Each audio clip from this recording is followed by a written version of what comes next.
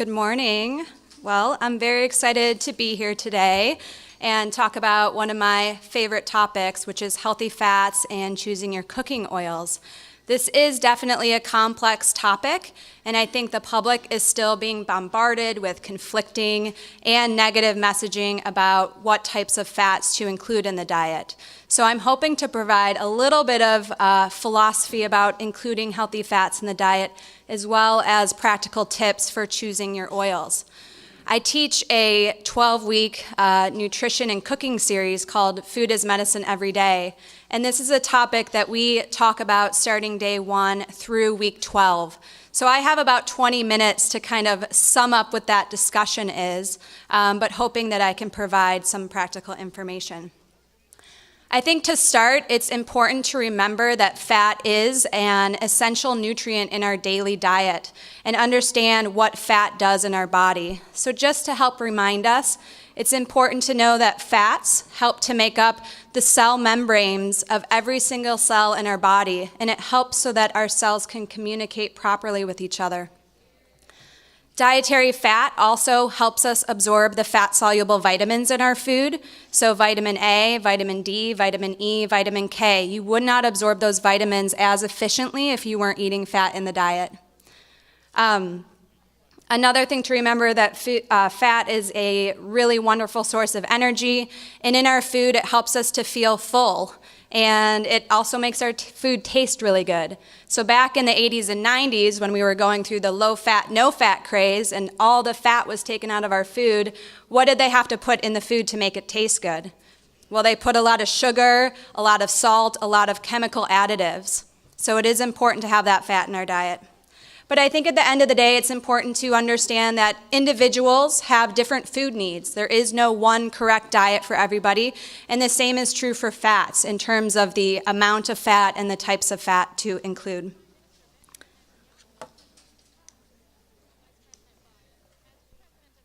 So I think it would be easy for me to just put up a list of these are the good fats to include and these are the bad fats. But it is more complex, and I would rather provide you with some guiding principles so that as a consumer, when you go to the store, you can do this process on your own and decide whether or not this is a good fat for you. So to start with, think about whether this is a whole food source of fat and whether it's a low processed fat or oil. Understanding the degree of processing will help you understand the nutritional benefits of that oil. You also need to understand the type of fat or the primary type of fat, so that includes whether or not it's a saturated fat or an unsaturated fat. And that chemical structure does play a role in the oil's reaction with heat, and I'll talk about that in a second as well. And then paying attention to smoke point. We really need to learn not to overheat our oils once we get them home. If we overheat our oils above that smoke point, then we are increasing the rate of oxidation of that oil.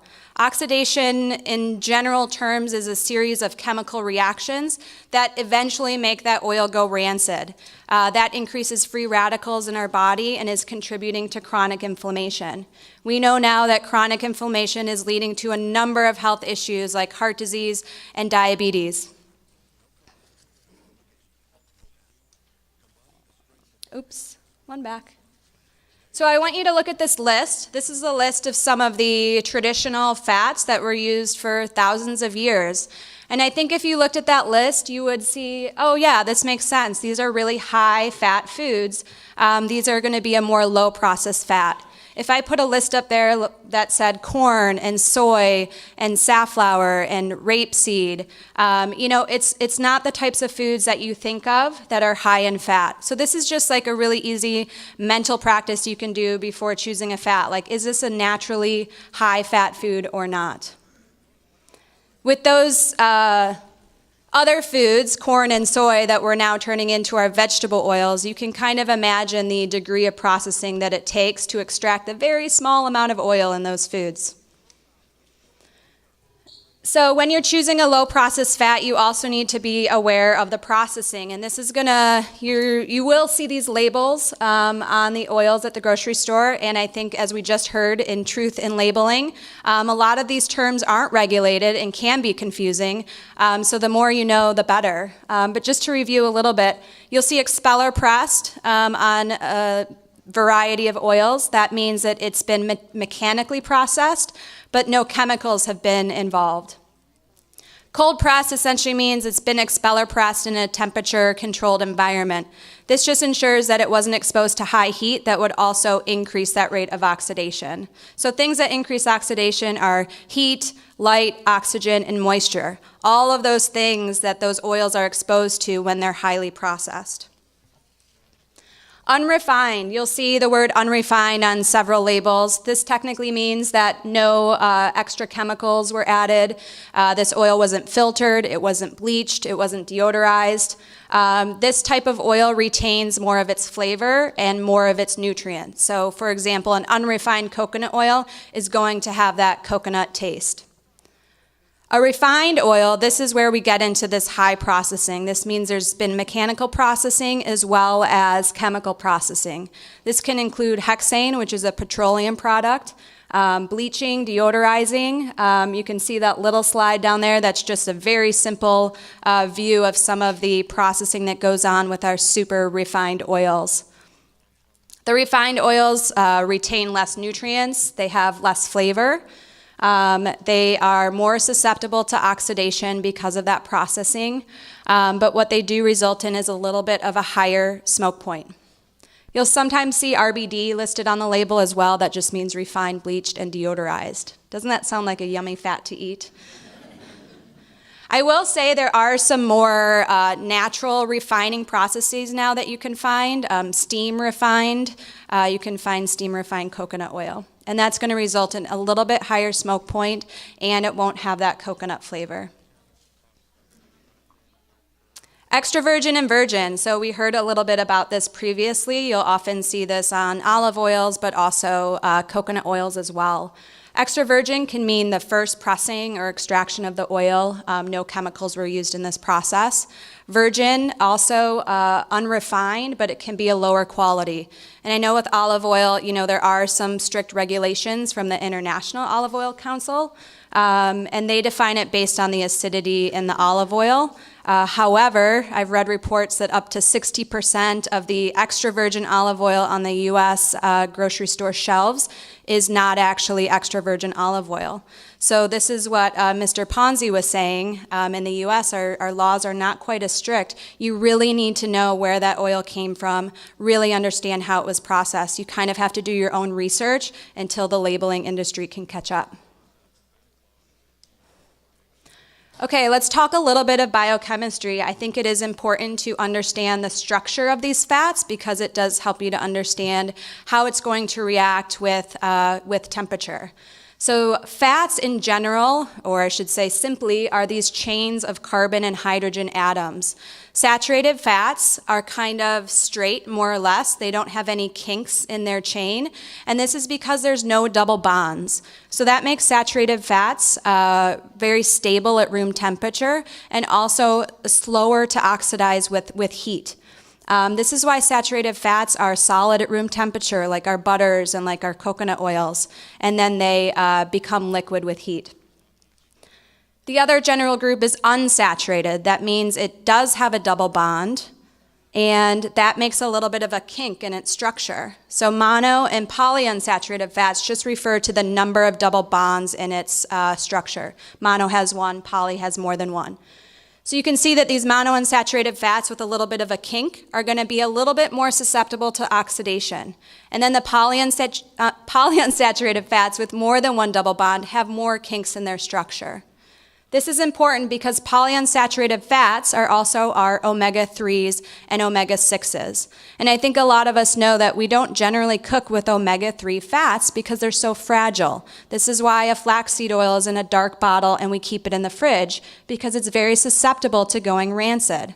But on the other hand, we have all of these omega-6 fats that we're putting in these vegetable oil bottles, so corn, soy, safflower, sunflower. They're all high in omega-6 polyunsaturated fats, which means they're very susceptible to oxidation. And then on top of that, we're putting them through these really intense processing methods, meaning that likely what's in those vegetable oil bottles is already oxidized and a poor quality fat.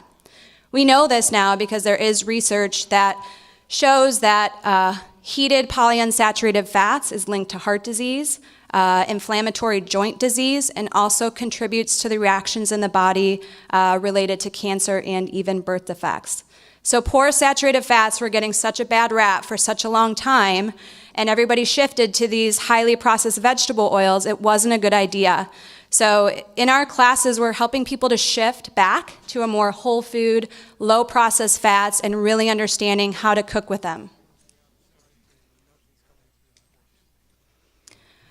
I love this chart because it's a great reminder that even though we talk about, oh, this oil is saturated, this oil is monounsaturated, that all of these foods actually have a variety of these fats in them. They're not just one type of fat. So you can see the yellow there signifies saturated fats. You can see what's high in saturated fat. So down towards the bottom, the lard, palm, beef fat, butter, coconut oil. These are going to be those stable fats that are oxidized more slowly with heat. In green there, these are our monounsaturated fats, so one double bond. These are very heart healthy. You can see olive oil there with a high amount of monos. Peanut also, sesame. Even look at lard and beef fat that are often reported as having only saturated fat, have a high amount of monounsaturated fat. And then chicken fat as well is really high in those monounsaturated fats. Let's look at the gray there. That's going to be our omega-6 polyunsaturated fats, so we can see what's high in those. Our safflower, our sunflower, corn, soybean, all of these oils that we're processing to a high degree and mass marketing. And then our omega-3 fats, the little red bump there. You can see up at the top, flax oil, obviously very high. Salmon down at the bottom is high. And then look at canola oil there, which is often marketed for its high omega-3 content to the public. Really only has about 10% of those omega-3s. And I'll talk about canola oil in a second. It's one of my favorites to talk about. Okay, so smoke point. So smoke point is determined both by the type of fat, but then also the degree of processing. So saturated fats in general have a little bit higher smoke point, but then the more you process an oil, that increases the smoke point as well. A lot of times you can just look right on the label and people or companies are saying what the smoke point of the oil is. Otherwise, you can look it up. You can look up simple charts like this. But ultimately, it's going to depend on that specific brand, their sourcing, as well as their processing techniques. A few words about canola oil and grapeseed oil. Canola oil, right there, being promoted for its omega-3 content, is actually made from rape seeds. So how many people here eat rape seeds? Yeah, no one. It's not really a human food. Back in the day, it was actually used as a biodiesel. It had a really high toxic compound for humans that eventually the Canadians figured out how to breed it to have a low amount of this toxic compound. And then they decided, oh, hey, let's make an oil out of this for human use. So that's where canola gets its name as Canadian oil low acid, but it's made from a rapeseed. So again, these omega-3 content that they're promoting has likely already been destroyed. Rapeseeds are very low in fat. It's not a naturally fatty food, so we need a lot of processing to get it to extract that oil, which is probably destroyed in the process. Not to mention that canola is one of the top 3 genetically modified organisms. Grapeseed oil is getting a lot of attention these days too, and we get a lot of questions in our class about this. It's often marketed for its neutral flavor as well as its high heat, and also as being a byproduct of wine production, which I think is cool that we have a sustainable oil source. However, the other side of the story is when you think of a grapeseed, do you think of a high-fat food? Probably not. So again, this is a small seed where we're having to use a high amount of processing to extract that oil. So this is a refined oil. And then also, grape seeds are over 70% omega-6 fatty acids. So again, this puts it in that category of being high in those polyunsaturated fatty acids that shouldn't really be highly processed or cooked with at high heat. So I don't recommend canola oil or grapeseed, but I know it can be an expensive option on the market. Okay, so what do? Hopefully those tips that I shared at the beginning, one, looking for a whole food source of fat, really understanding the processing of the oil, also understanding the type of fat, and then really paying attention to that smoke point when you take that oil home. That can kind of guide you in your oil journey. But just to get you started, these are just some general thoughts and ideas. So for low temperature cooking, using an extra virgin olive oil is wonderful. It has a lower smoke point, so it's great for dressings and drizzling on top of your food after you cook with it. Again, you really need to know the source and know that it's a true extra virgin olive oil to get all of those heart healthy benefits. It is a really common mistake for people to be overheating their extra virgin olive oil, using it for high heat sautéing and for baking even. Unrefined coconut oil is also great for low temperature cooking. It has a higher smoke point. It has that coconut flavor, if you love that. For medium temperature cooking, again, unrefined coconut oil being a saturated fat, its smoke point sometimes goes up to 350, 360 even, depending on the brand. Butter from pasture-raised cows is a great option that goes up to about 350 as well. Other lard and animal fats from animals that were raised in their natural environment and fed their natural foods can supply a really healthy source of fats. And then for high heat, I think this is where it gets a little bit tricky. Should we be cooking at high heat? I think that's the question. That could be a whole nother topic. But luckily, we do have one plant-based source oil that has a naturally high smoke point. So an unrefined avocado oil smoke point goes up to about 450. Ghee, which is a clarified butter, which you can actually make at home from regular butter, has a higher smoke point as well. Animal fats can go up a little higher.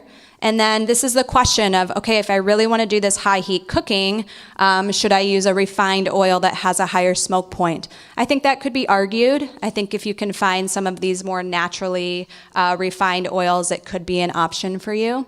And then again, why not just turn down the heat? I think a lot of our home cooking can be done at lower temperature, cooked for a little bit longer, and then you're going to maintain the integrity and the quality of those fats that you're using.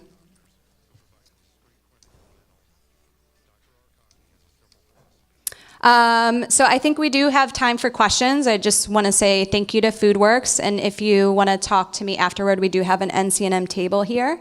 Also just want to mention we have a symposium coming up at the end of March. Okay, Dr. Briley, we do have a question on Slido, and folks, if you'll remember, slido.com, just go there if you have a question for anyone, and then type in FoodWorx, and you can type your question. I'll also ask the audience and bring the mic to you. This one says, can we simply eat walnuts, flax, avocado, olives, or is it essential to consume the oil? If it is essential, why? What do we get from the oil that we can't get from its source?